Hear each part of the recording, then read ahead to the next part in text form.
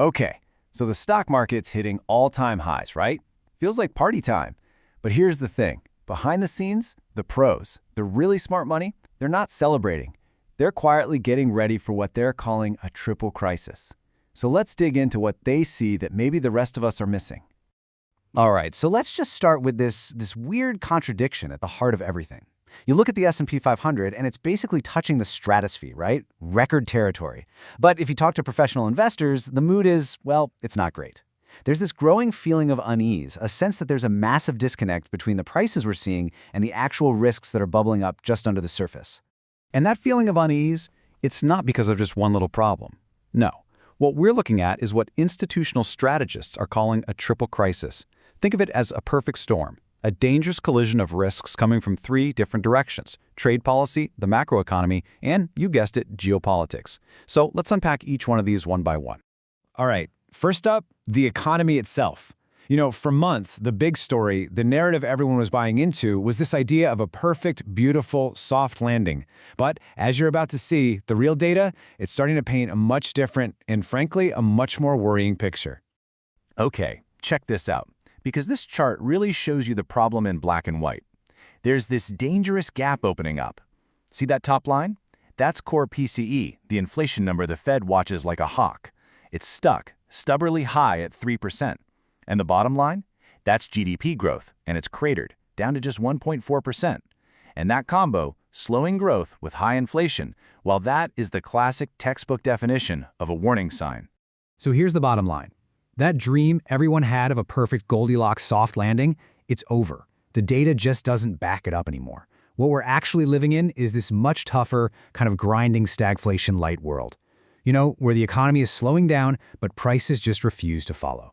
And this macro pressure, it is not being felt equally by everyone, not by a long shot. What this chart shows so perfectly is what we call a K-shaped recovery. So you have one branch of the K going up, that's high-income folks who own stocks and houses, they're doing just fine. But the other branch, the one going down, that's your low and middle-income families, the wage earners. They're getting absolutely squeezed. It's exactly why you're seeing companies like Walmart start to sound the alarm and cut their forecasts. This split has massive implications for company earnings down the line. Okay, let's pivot to the second major risk. And this one is a big deal, because a really dramatic legal change just happened that basically rewrote the rules of global trade. And honestly, it caught a lot of investors completely flat-footed. So at first, the market thought this was fantastic news. The Supreme Court came out and basically struck down the legal authority, this law called IPA, that had been used for a lot of the recent tariffs. For just a minute there, it really looked like the trade war might finally be coming to an end. But that celebration lasted for, about 5 minutes. And this is a huge misconception in the market right now. This wasn't the end of the trade war. It was just a change of weapons. The administration immediately turned around and activated a totally different, and you could argue much more powerful, trade law. And this slide really shows you the critical difference. The whole strategy has changed. Before, we had these targeted, almost surgical tariffs on specific countries, right? Now we've shifted to a blunt instrument, a flat 10% tariff on basically the entire world. This is being done under a whole new authority called Section 122, and it just injects a massive new layer of uncertainty into the global economy. And that brings us to the third and maybe the most urgent risk of all, a geopolitical time bomb that the market, and especially the oil market, seems to be completely ignoring.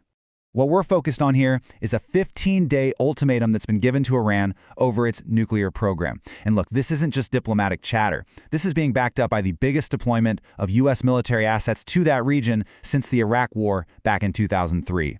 The clock is, quite literally, ticking. So you'd think with all that tension, oil prices would be screaming higher, right? Well, they're not. Analysts are looking at this and saying the oil market is completely mispricing this threat. Right now, the price of Brent crude has basically zero risk premium baked into it. The consensus is there should be a $10 to $15 war premium on every barrel that is completely missing. That represents a massive potential shock to the system if things go sideways. Okay, so you've got this triple threat, right? Stagflation, trade chaos, and a geopolitical countdown.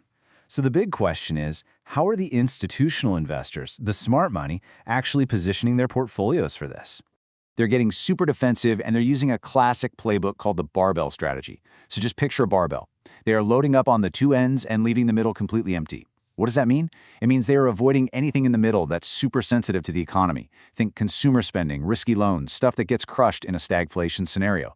Instead, they're focusing on two extremes. On one end, you have stable, defensive, almost boring companies. And on the other, very specific, high-growth pockets like AI infrastructure. So what does that look like in practice?